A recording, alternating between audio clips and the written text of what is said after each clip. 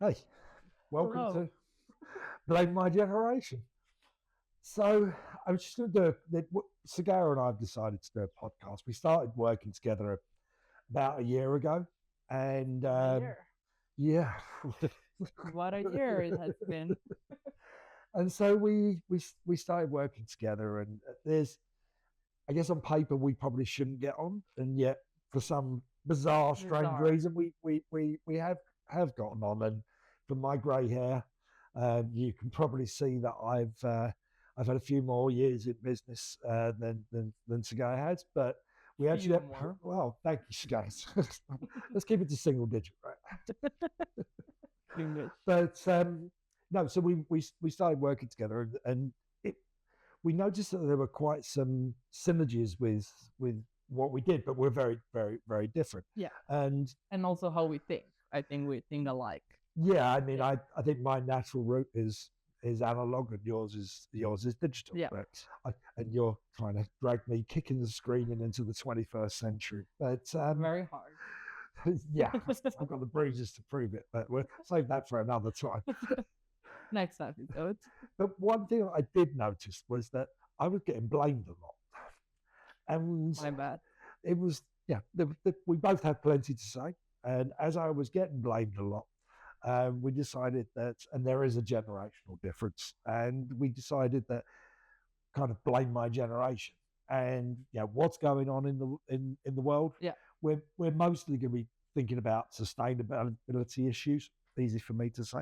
Yeah. Very easy for you to say. And I Um, think, we're also going to be digital about it. So that's why you're also getting a video. And, you can find us on all main social media outlets. At least we're gonna try. yeah, Yeah, you'll, we're gonna try. you'll do that. I'll do that bit. But what we'd like to do is to raise some of these kind of sustainability topics and discuss them from a kind of cross generational way in sort of some serious issues, but ideally not seriously. Yeah. That's the idea. I think we have to input a disclaimer here that we are not that serious, or No, we're serious, but like don't take us too seriously. And all the views are our own, not associated with anyone who pays our bills, right?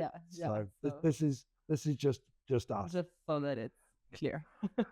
But we do both work in sustainability, and I think part of this is within our kind of micro worlds within the startup companies that we work for or with.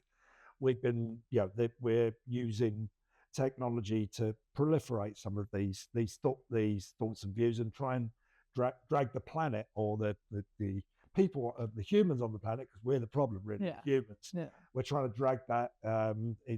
How can technology help with some? Or we like to believe that we are making a change, right? But the question here is that I think why we're doing this podcast from my side is seeing if there is any actual impact, or it's just like working for the big guys at the end of the day, even if it's a startup environment and technically we are doing something. Revolutions all start somewhere, right?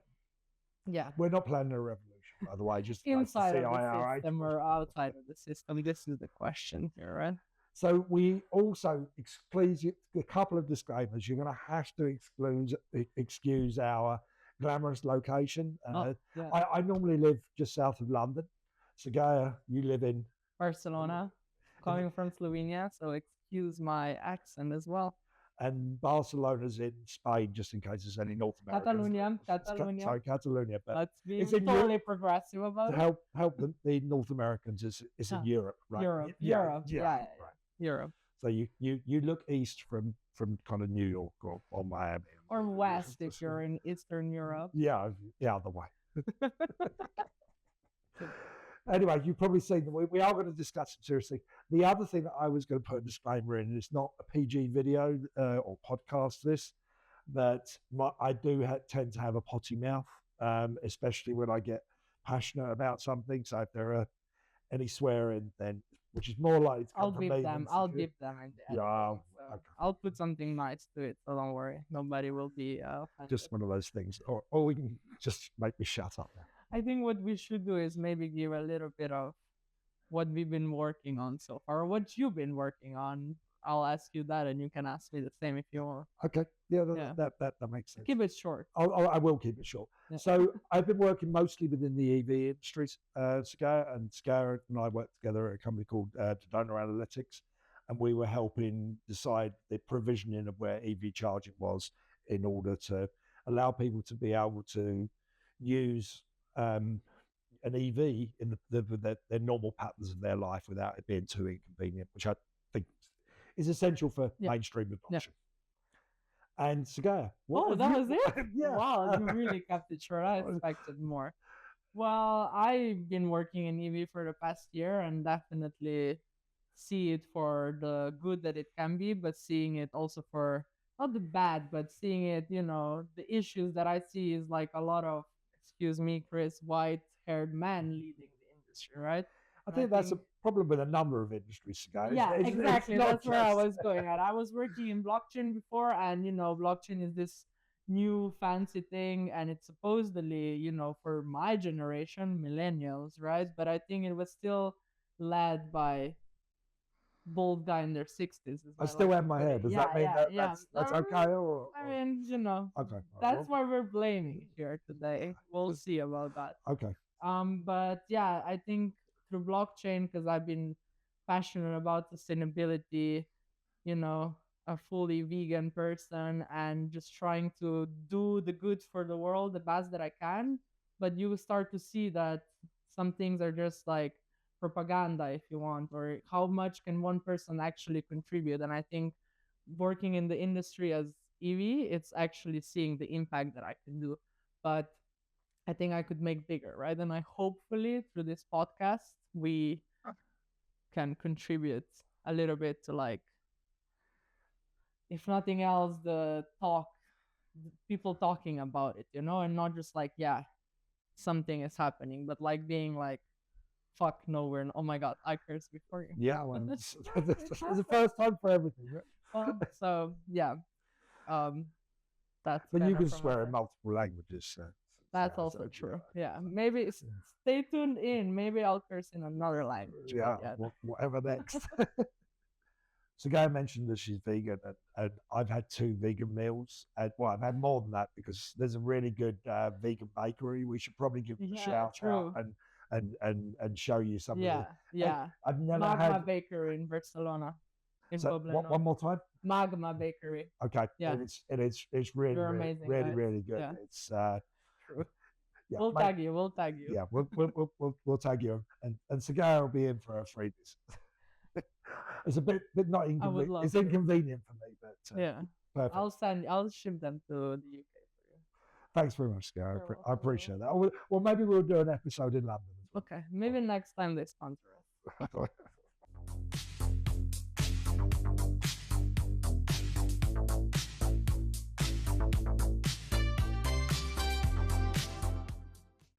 Let's just jump in. Yeah.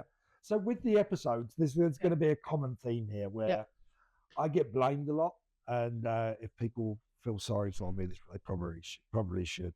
And I think I'm gonna try to prove that they should blame you.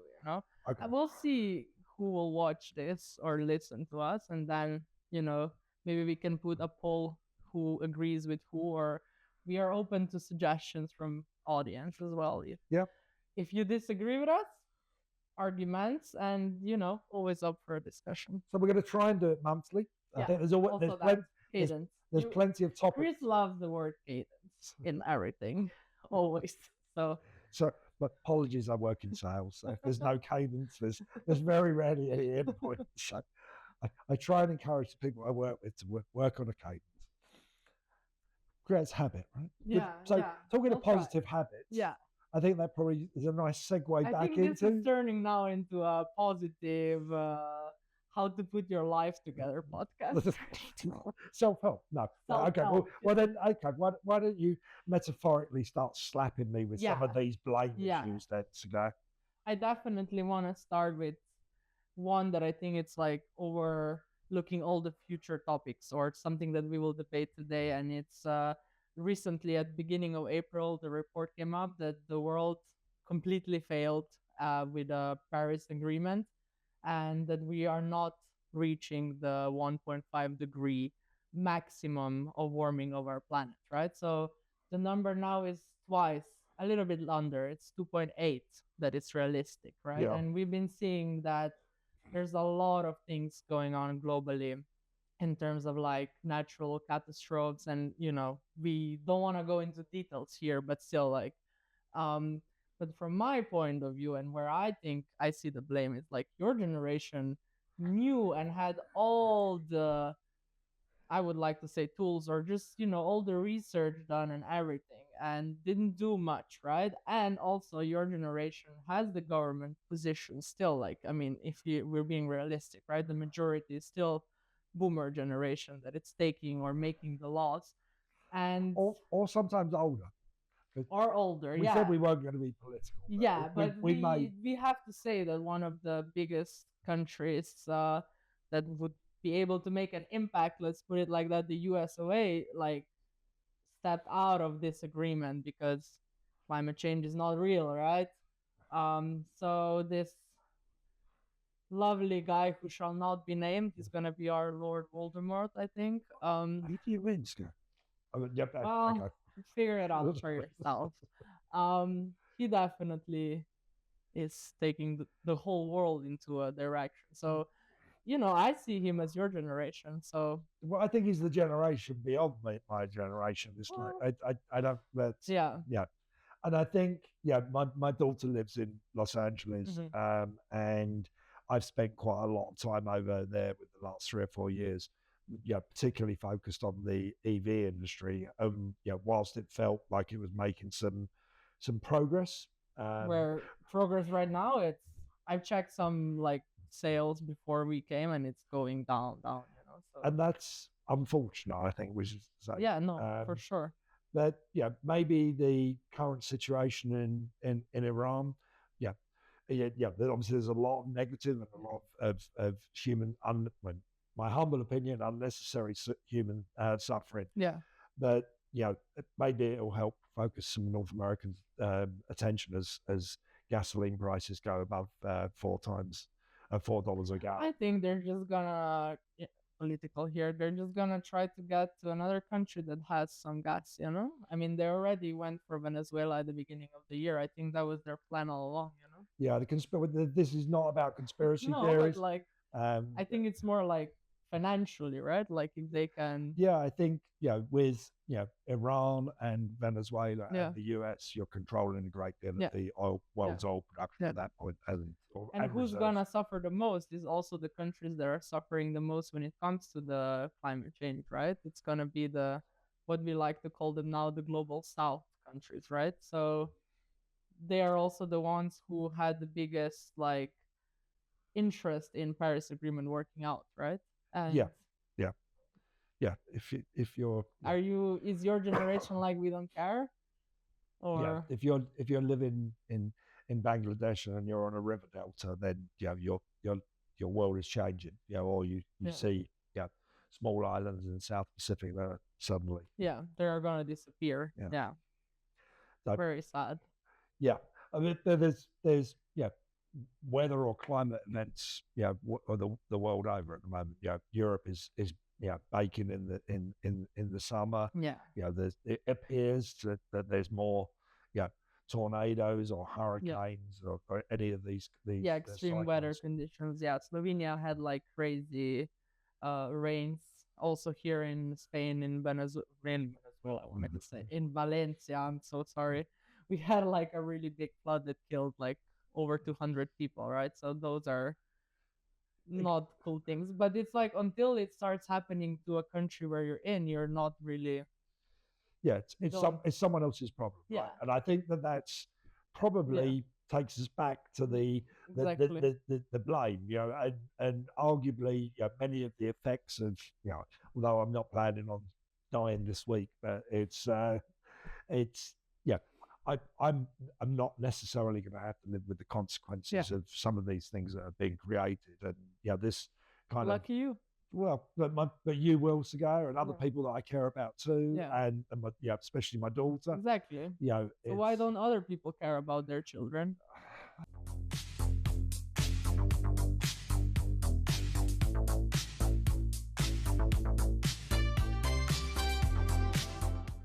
come back on track here. The 1.5 degrees was kind of deemed as being where the planet, at least as far as humanity is concerned on the planet, because the planet will survive even if we're not here, because we think it's all about us, but it's not.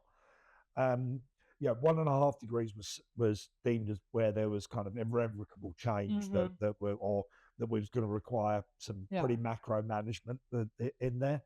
Now some of the modeling is saying that we could be looking at 2.8 degrees, which paints a very different picture. We don't know what to expect at this point, and that we should be shooting for 2 when 1.5 was the kind of benchmark in the first place. So it's the sooner we do something, the better.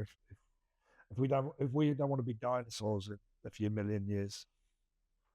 Well, arguably, I'm a dinosaur today. So let's put that arguably. to one side. Well, I did not say that for the rest. This is going to be a kind of topic that we're going to come back to over future episodes.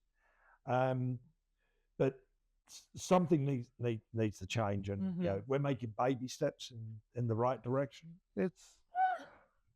I think we took a lot of steps backwards in the recent year. I really think that, unfortunately, USA has like too big of an influence, and it made like other countries not follow through as well, So whilst I do agree with you, I think the current situation in Iran, and the Middle East in general is causing additional energy instability. With that in mind, there was a report that I'd read or an article I read last week about Europe, and saying that the interest in EVs, electric vehicles, has surged. Because there's gasoline or diesel prices in the UK have gone up significantly, and if we can trying to have the electricity that powers EVs come from more sustainable sources over time, then I think in general we're going to be in a better place. I agree with that. There may be a cloud in a silver lining in the cloud. But if I have to do a blame here, right? I blame your generation for the wars that are happening. And here is where my question was kind of the same, right? Like, how do you see, if you can see wars positively? And I think we kind of went into that. Because the EV registrations are going up, but you also have a view of UK, right? So I'm thinking also of like more rural countries or areas, right? Like if I've been like just EV adaptation is like significantly rising in like northern Western Europe, right? Whereas on Eastern Europe, it's not. Again, my focus is Europe. I'm still a newbie when it comes to this, right? But there are certain areas like that don't have coverage, right? And then it's harder because in Slovenia we even had a case that there was a limit of how much petrol you could buy, like a couple of weeks ago, right? So then and I don't see anybody from my rural place like being able to afford an EV, or but I kind of remember that as a child. I hasten to add, in 1973, I think it was. Where the UK had a 3-day week because there was, and everyone, no one had any candles because we used to be able to flip a switch and the lights come on, and this wasn't the case. So you're trying to say that your generation had it worse than ours? No, I think it's worse now, but I think there's perhaps from that point to this point, there's more of a dependency on electronic devices. It's like if I take your phone out of your hand for a week, ago, you're going to be hunting me down, right? Well, I would not be able to find you. But I don't know, obviously. I turned my location off, or you couldn't see my location. And done. But I think there are some. I was lucky enough to be in the Yucatan Peninsula in Mexico towards the end of last year, and whilst I'm not, proposing deforestation, some of the roads that we were on were very long straight roads that were cut more or less straight through the jungle. It wouldn't take, and the sun shines most of the time. You could put an array of solar with some battery storage and allow people to be able to to power somewhere that perhaps has a more progressive political environment like Mexico, they could just turn around and say, okay, let's just, well, that's a ticking one box, right? So then we can blame gender as well as age as well. Stuff. But you could cut a little into the jungle, put some solar in, put batteries in, and if you made that power free, because essentially it is free, and you go, okay, this encourages adoption very, very easily. I agree with you on that.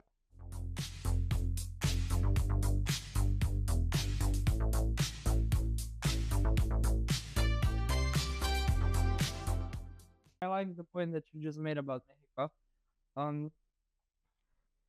So that's like one example of a country, right?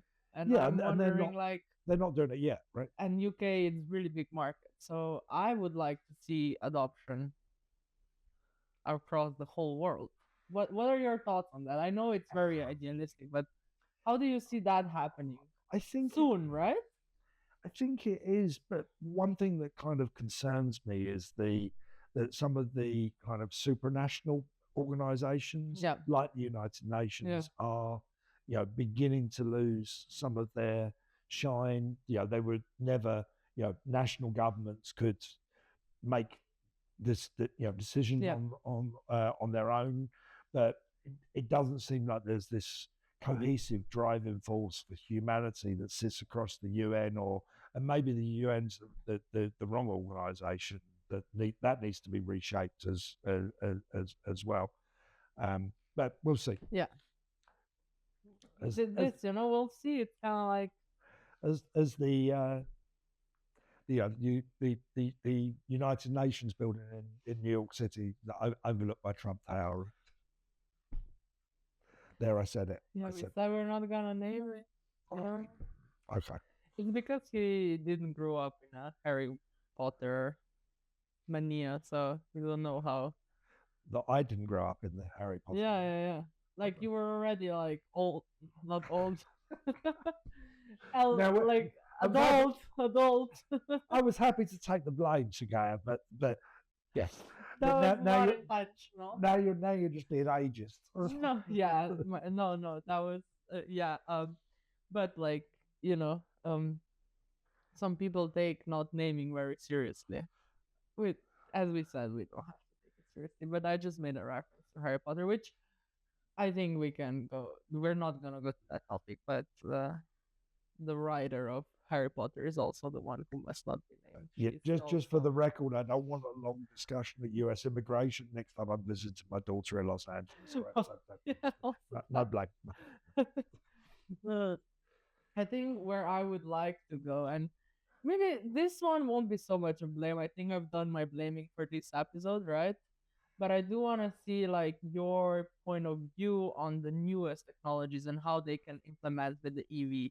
In the EV industry, right? Because I've been working in blockchain, and a lot of people see blockchain as just crypto and just like getting the money. But I've seen the technology behind it, and especially my interest was in refi, so regenerative finance, and at the same time how blockchain can be used for good in terms of sustainability concerns that we have, right? So we had some conversations before about it as well, right? The payments, a lot of things can go into that. So I wanted to maybe shift the topic here and hear your thoughts, right? Like as a generation that sees it for money gain. I probably first became aware of blockchain 20 years ago when you were still in school, and I think it's beginning to change. But at the time, I always viewed it as being a solution looking for a problem. Yeah, okay. And I think we're beginning to see that change. And I know, together we've done a little research. And, there will be a companion piece to this podcast for anyone that wants to have a little deeper read into it. So it's not behind a paywall or anything like that. No, so it's not we're shameless. doing it for free. Yeah. But looking about how blockchain can deal with the accreditation and the provenance of particularly with EVs, but understanding the state of the battery of the vehicle, understanding whether is it the original equipment? Is it whoever the automotive company was that made it, has it been there? Exactly. But I think one of the things I'm particularly interested in at the moment is that EV charging is a fad, right? It's difficult. There's and I've stolen this from someone else, but it's a guy called What is original? yeah, Nice. Neil Riddell, who has a company called Power in the UK, and I remember something that Neil said to me 3 or 4 years ago was, EV charging won't be easy until it's as simple as your grandmother can use it. So arguably, People say the same for blockchain, you know? well, I think it's a very, very, very similar thing, and it's but when your mom can use it for us, in our case, you know? So yeah, I don't know. Well, the generation. If you're my age and your grandmother's alive, you've got good genes. Right? Yeah, I mean, you're looking at a centenarian, if that's the right. I think where I like based on our conversation, when I've seen it is like, the new like the battery regulations as well, and the battery password that it's coming, and it's EU is planning to regulate in that area, and I think it could be very useful to include blockchain here, because you have a transparency of how many times the battery was actually charged, right? Like it's not like in the petrol cars when you can just put your mileage down, right? I think that's then transparency reasons. And I think it has to do with payments. I think one of the biggest pains in the EV industry is like the payments, right? The whole process. So I think here's where you have probably a bit more knowledge. Certainly something that I've been dealing with at the moment. It's like, am I going to pay on my app? Yeah. Is there a terminal that I'm going to tap on the machine? And because there isn't any real dominant player in the industry at the moment, it's like, people had it with parking. Right? Yeah.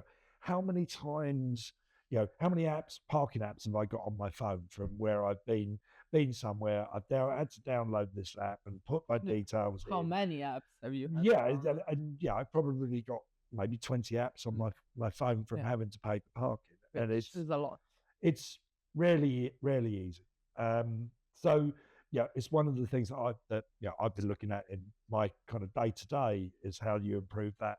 And I think plug and charge, where the charger, when you've got two connected devices, i.e. the charger and the vehicle, that there's an immediate handshake between these two devices. And maybe you wanted to talk about a little bit more, Sergeja, about what that blockchain maybe means for those kinds of events. That it's seamless, frictionless, easy. Literally those three words. I think the whole point is that there is transparency, and there's like things happening in the background, but everything is like, for the user experience, is like as fluid as it can be, right?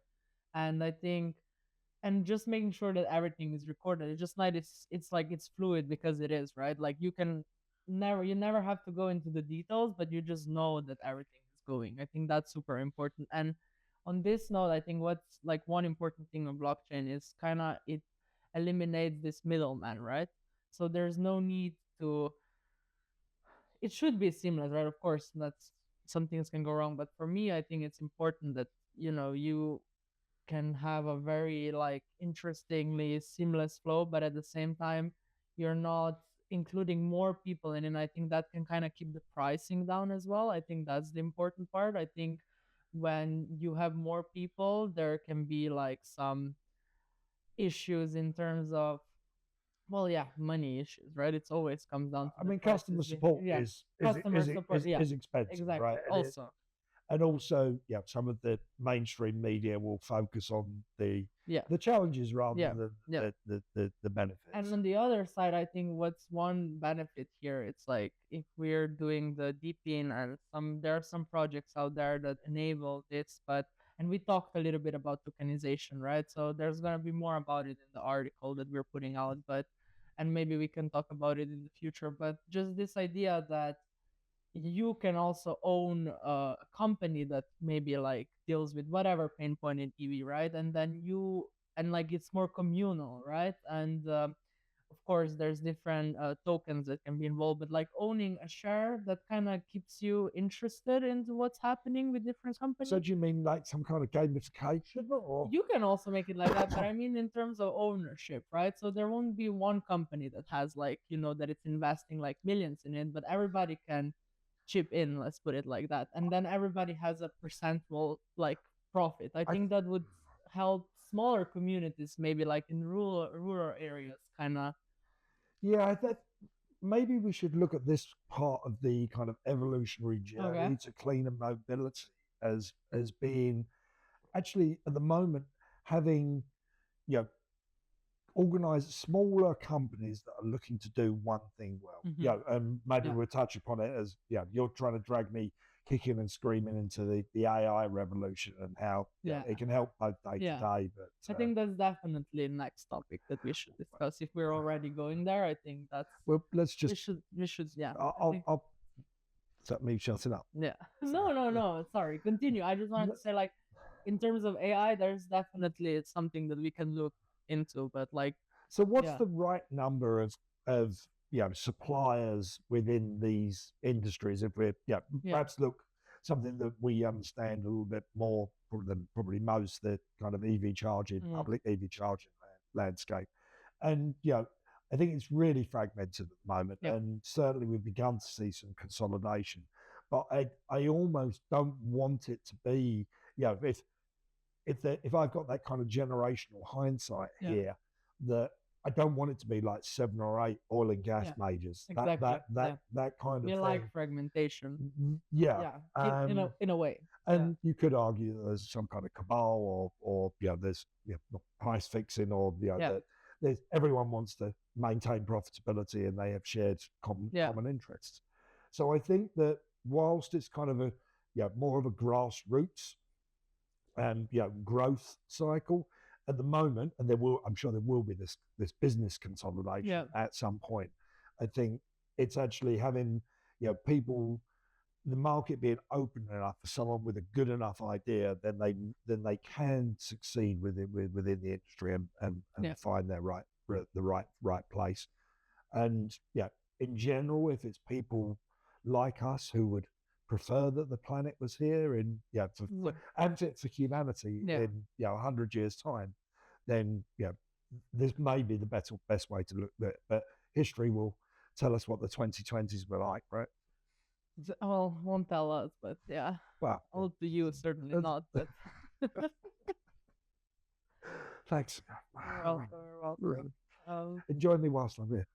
I am like taking it, learning, definitely. I think that's complaining a lot, but I think that's one of the things that without this being a love-in, it's like there are things that you can learn from someone from a generation. So whether respecting people's differences, whether it's gender, which you also raised, age, race, I think like-minded, we should look for the commonalities and try and create this force for positive change. That's what I'd like to see, and maybe that's part of the reason that we've done this and looked at it from a technological perspective. We are basically trying to just make the world a better place, remove any problems that don't exist. But it's not unicorns sliding down rainbows. It's kind of like have a sip more tequila. I think at this point. I think this brings us towards the end of the first episode. I think if we go on, people might start tuning off. I mean, based on the research and attention span of even younger generation, I think we got them at the first 10 minutes, or we never will get it again. Hopefully some people stayed until right now. Or they're using it to help with their insomnia. Well, then we can go. Then we have to like shift the voice a little bit. So, I guilty to watch. Should we be calming? I don't think that's in our... Close your eyes, relax. I don't think that's in breathe who we are. We do yoga, but I think for purposes of us calming, I don't think we can share the knowledge just yet. I'm not quite sure how long this has run so far, Sergej, but no idea. I don't think I've fucking sworn throughout it, really. Yeah, but I started it, so that will be damn, yeah. Yeah, I think maybe some closing words from my side would be hope you enjoyed it. Hope people will want to hear more for what we have to say. Hopefully, yeah, hopefully. And if you don't, then well, don't listen again or watch fine. again, or we're just doing it for fun anyway, right? Yeah, I mean, we have lots of chats like this. Yeah. On the day to day, which is why we were thinking of trying to formalize it. Slightly. And like, as you like to say, block things on the calendar, right? Because otherwise, we have a productive conversation about a new campaign, and it's just like, bam, this happened, and it's 2 hours past, and it's like, what are we doing? We're back to the cadence. Exactly. Brilliant ideas. The word of this episode, cadence. Okay. Well, yeah, next week I think people, or not next week, that's a bit, next month probably, you can expect more on the AI. I think that would be like a nice route to go down to. I mean, maybe it won't be about AI. Well, who knows? There's a lot of AI about. Yeah. And, Tune in. Yeah. If you want to know. Hopefully this is better than AI being used for unmanned drones or anything like that, right? Exactly. That's what I'd like. And we may not be in quite such a glamorous location. Yeah, might be online next time. Yeah. But if you want to sponsor us, and it can be whatever you want. I thought you said we were going to be objective and not ball for money. How much money? I'm sorry, my mistakes. Everything has a price, right? So yeah. Even you and I. I'm trying to do it all good as well. So, please, cut me the slack. I think we have to stop. Thank you for listening. Thank you so much. And if you found anything that you anything that you'd like to talk, sorry, I'm looking at the wrong phone. It's not a movie quality camera, but not yet. Again. Yeah. And I think Sergeja made me wear long trousers. Yeah, so and shout out to Nuris for giving us the lighting equipment. Yeah, thank you very much. So, and we remain mostly PG throughout. Yeah. So please, if you want to like or give us some ideas, then we're happy. Comments. We're happy for the feedback. Comment nice things. Yeah, we're thick-skinned, mainly from working with each other or knowing each other. But strangers can really like fuck up our self-esteem. So be nice. We can't afford the therapy. Please pay my therapy.